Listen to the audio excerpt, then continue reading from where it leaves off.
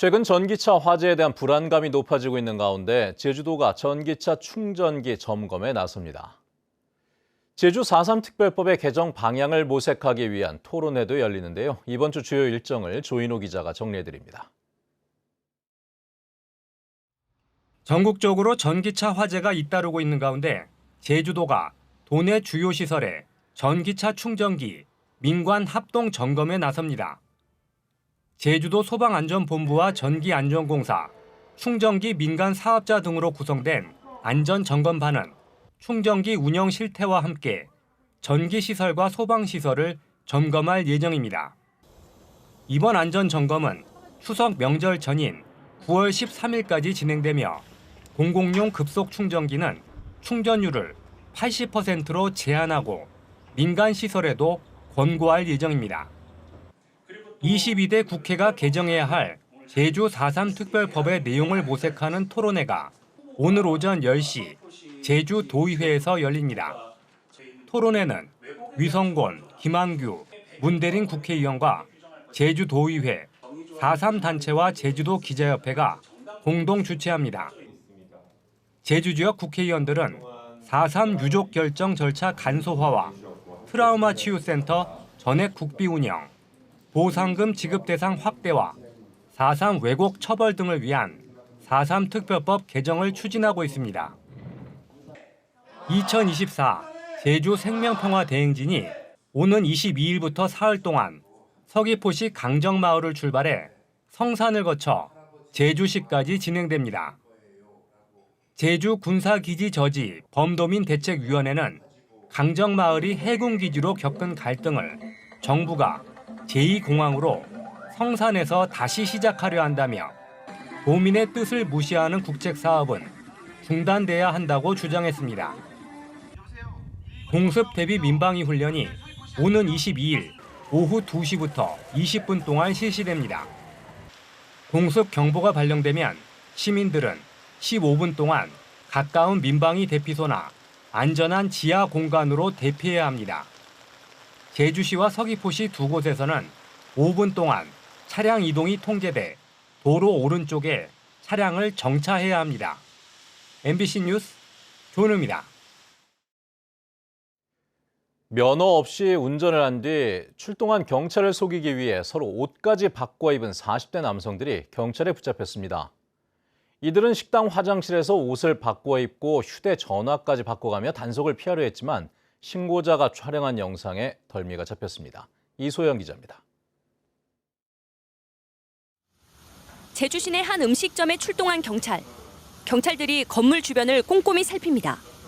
잠시 뒤 반바지와 긴 청바지 차림의 두 남성이 순찰차 뒤에 나타납니다. 하얀 메라스 같은 거 입은 남자. 경찰차에서 얘기했었는데. 무면허 운전 신고를 받고 출동한 경찰이 식당으로 들어간 용의자들을 발견한 건 지난 15일 오후 6시 10분쯤. 경찰이 출동하자 무면허 운전자는 일행과 화장실에서 옷을 바꿔 입고는 운전 사실을 전면 부인했습니다. 면허가 없는 자신은 옆에 탔고 다른 일행이 운전을 했다고 주장한 겁니다. 하지만 경찰은 이미 신고자가 촬영한 영상을 확보하고 있던 상황이었습니다. 운전석에서 내린 남성은 큰 키에 흰색 반팔 셔츠를 입었었는데 화장실에 다녀온 뒤에는 파란색 셔츠로 바뀐 겁니다. 이들은 또 휴대전화까지 바꿔 단속을 피하려 했지만 증거 영상을 보여주자 뒤늦게 범행을 시인했습니다.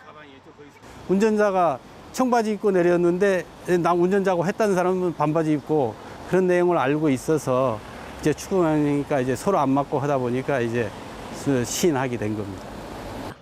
신고자는 면허가 없는 지인이 운전하는 걸 보고 500m를 쫓아가며 영상을 촬영해 경찰에 신고했습니다. 경찰은 운전을 한 40대 남성을 무면허와 범인도피 교사 혐의로, 동승자를 범인도피 혐의로 입건했습니다. MBC 뉴스 이소연입니다.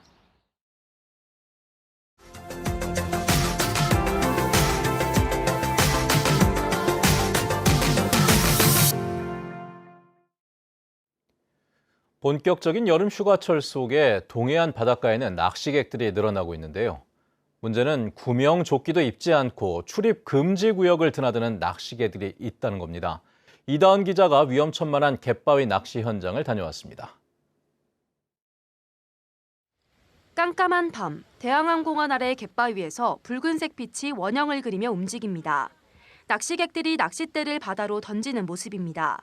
그런데 이 갯바위는 너울성 파도로 인한 추락 위험 때문에 출입이 금지된 구역입니다. 해경 경비정을 타고 갯바위 앞쪽으로 접근해봤습니다. 이처럼 가파른 절벽을 타고 내려와 낚시를 한 것으로 추정됩니다. 대양항공원 곳곳에는 갯바위 쪽으로 들어가서는 안 된다는 표지판이 설치돼 있습니다. 무단 출입자에게는 최대 100만 원의 과태료가 부과됩니다. 바다 낚시객들이 구명조끼를 착용하지 않는 것도 문제입니다. 해경이 갯바위를 순찰하며 계도를 해야만 낚시객들이 부랴부랴 구명조끼를 착용합니다. 그리고 조금 덥더라도 구명조끼는 항상 착용해 주시고. 구명조끼를 입으면 바다에 빠져도 가라앉지 않고 체온을 유지할 수 있어 생존 가능성을 높일 수 있습니다. 예, 구명조끼 착용 안 하고 하시는 분들 엄청 많으시고요. 그분들 그리고 날씨 안 좋고 비바람 불고 기상특보가 발효돼도 나는 낚시를 하련다. 뭐 단속할 거면 단속해라. 그래도 난 낚시하겠다 하시는 분들까지 있고 하니까. 최근 3년간 울산해경에 접수된 갯바위 사고는 13건으로 1명이 숨지고 15명이 골절 등의 부상으로 병원에 이송됐습니다. 해경은 휴가철 갯바위와 테트라포트 주변 순찰을 강화하는 한편 바닷가 출입 금지 구역에 대한 지자체의 적극적인 단속을 요청하기로 했습니다. MBC 뉴스 이다은입니다. 지난해 충남 홍성과 금산 등 지역 곳곳에서 큰 산불이 났는데요. 감사원이 조사를 해보니 산불 감지용 CCTV가 있었는데도 산불을 감지하지 못했고 운영도 미흡했던 것으로 드러났습니다. 김광현 기자입니다. 지난해 4월 축구장 1,800개 규모의 산림을 태운 홍성 산불. 사흘 동안 이어진 불로 수십 명의 이재민이 발생하고 주택과 농가 등에도 큰 피해가 나면서 홍성군은 특별 재난지역으로 선포됐습니다. 그런데 감사원이 조사해보니 발화 지점 2km 거리에 산불 감시 무인 카메라가 있었지만 초기 산불을 발견하지는 못했던 것으로 드러났습니다. 자동 회전 기능이 활용되지 않고 고정돼 있던 탓입니다. 같은 날 금산군에서 발생한 또 다른 화재가 사흘간 계속돼 대전을 비롯한 800여 헥타르가 피해를 입었습니다. 당시 금산군에서도 산불 CCTV 전담 인력이 행정 업무 등 다른 업무를 동시 수행하면서 CCTV를 통한 조기 확인에 실패했던 것으로 조사됐습니다. 감사원은 최근 3년 사이 전국 산림에 설치된 카메라 1000여 대를 통해 초기 산불이 확인된 건 6건으로 전체 산불의 1%도 되지 않는다며 산림청에 조치를 요구했습니다. 홍성군은 화면을 더 잘 보기 위해 담당 인력이 수동으로 카메라를 운영하다 안전 문자를 보내는 등 다른 업무를 하는 동안 카메라가 고정됐던 거라고 해명했습니다. 또 지금은 인공지능을 활용해 산불을 감지하는 지능형 CCTV를 설치해 자동 회전 방식으로 개선했다고 덧붙였습니다. 카메라가 스스로 회전을 하면서 거기에 AI 기능을 탑재해서 연기 등을 감지할 수 있는 시스템으로 나머지 6개 지역 카메라도 점차 그 기능을 확대해 나가려고. 금산군도 문제를 인정하면서 인력 충원을 요청할 계획이라고 덧붙였습니다. 그 앉아가지고 저 모니터 볼 수 있는 상황이 아니니까 다른 일도 해야 되니까 이제 산불 업무들이 있으니까 도청에 건의를 하고 도에 산림청에 건의할 수 있게. 기후위기로 산불 횟수가 늘고 규모가 커질 거란 우려가 현실이 되고 있는 상황에서 산불 감시 인력 충원과 예산 확보 등의 노력이 시급해 보입니다. MBC 뉴스 김광현입니다.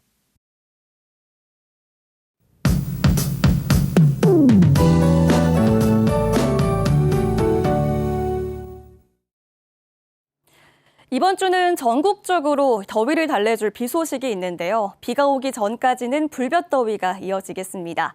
제주도는 한라산을 제외하고 폭염주의보가 발효 중입니다.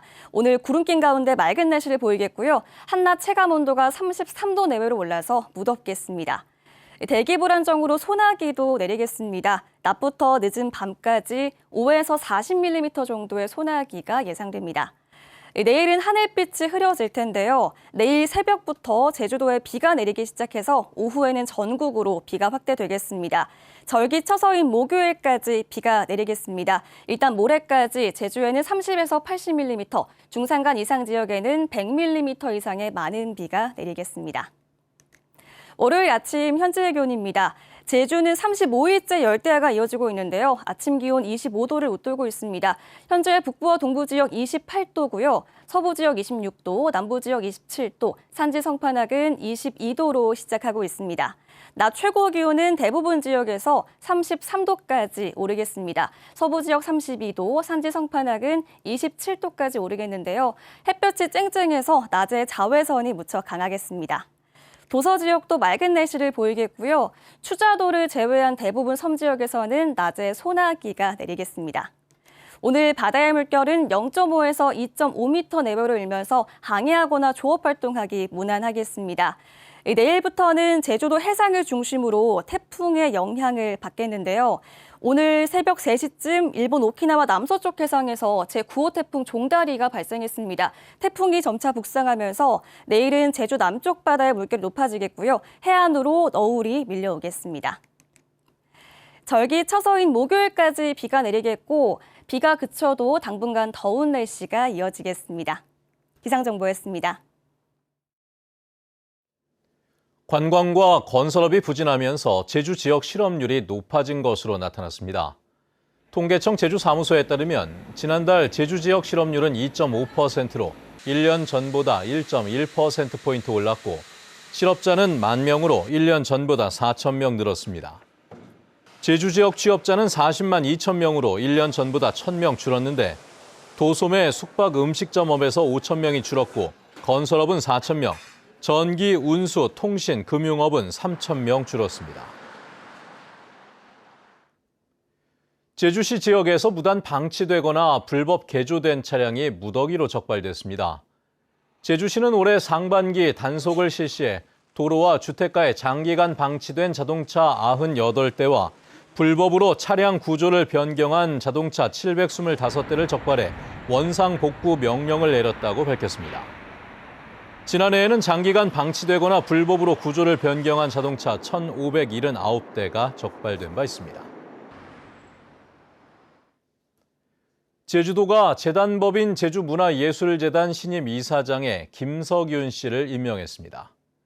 김석윤 신임 이사장은 1963년생으로 제주대에서 문학 석사와 관광학 박사를 받았고 제주대 관광개발학과 강사와 제주 4.3 평화재단 기념사업팀, 제주민해총 정책실장 등으로 활동해왔습니다.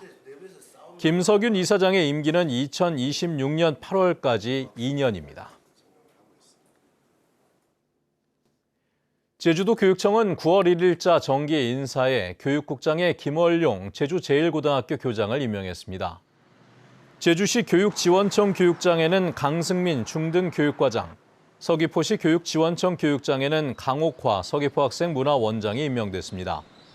또 정책기획과장에는 전양숙 제주동중학교장, 대외협력과장에 강지선 한라초등학교장이 임명됐습니다. 제주도민들은 예산을 환경 분야에 우선 투자해야 한다는 의견이 많은 것으로 나타났습니다. 제주도가 도민 1,400여 명을 대상으로 설문조사한 결과 내년 예산 편성 우선 투자 분야로 가장 많은 16.6%가 환경을 꼽았고 사회복지와 보건이 15.9%, 안전이 12.4% 순이었습니다. 응답자의 60%는 내년 재정 여건이 올해보다 악화될 것이라 전망했고 재정 긴축 시에는 행사와 축제성 경비를 감축해야 한다는 의견이 31.8%로 나타났습니다. 최근 무더위가 이어지면서 벌집 제거 요청이 늘어나고 있습니다. 제주도 소방안전본부에 따르면 지난달부터 지난 7일까지 119에 접수된 벌집 제거 요청 건수는 666건으로 지난해 같은 기간보다 14.8% 늘었습니다.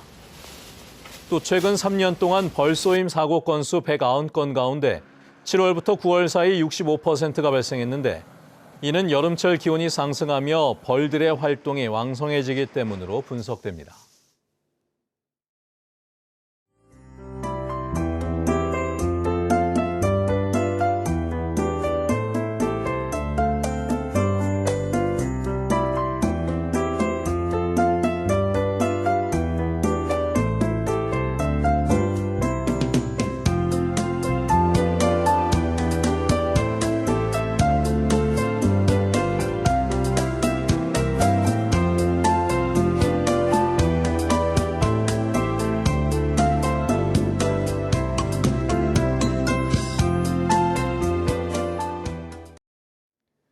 네, 뉴스투데이 제주를 마칩니다. 시청해주신 여러분 고맙습니다.